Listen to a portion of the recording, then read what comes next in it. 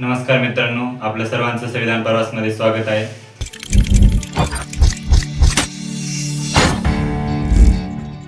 मित्रांनो, तुम्हाला माहिती आहे का,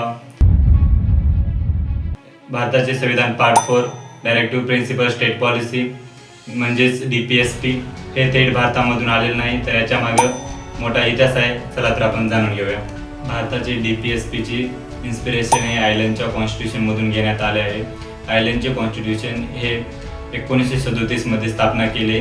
भारताच्या संविधानिकांना ह्याची कल्पना फार आवडली आणि ते भारताचे कॉन्स्टिट्यूशन 4 मध्ये मांडण्यात आले आहे.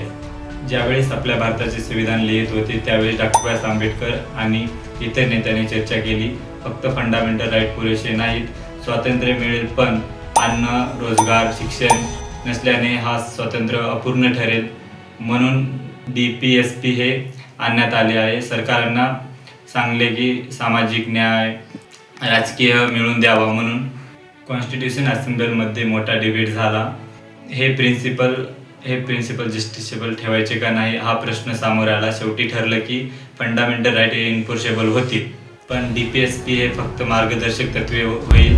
म्हणून डॉक्टर बाबासाहेब आंबेडकर म्हणाले की फंडामेंटल राईट आणि DPSP हे मिळून लोकशाही पूर्ण होईल. तर DPSPचा बॅकग्राऊंड असा आहे की आयरिश कॉन्स्टिट्यूशनमधून घेतलेला भारतीय परिस्थितीनुसार बदललेला आणि वेलफेअर स्टेट घडवण्यासाठी ठेवलेला हे इन्फोर्सेबल न होता हे सरकारांना डायरेक्शन देतात. म्हणूनच पार्ट 4 हे संविधानाचे धोरणात्मक हृदय आहे. तर मित्रांनो, पार्ट 4चा बॅकग्राऊंड हिस्ट्री हा इथं संपतो. तर जय हिंद, जय भारत, जय संविधान, जय भीम.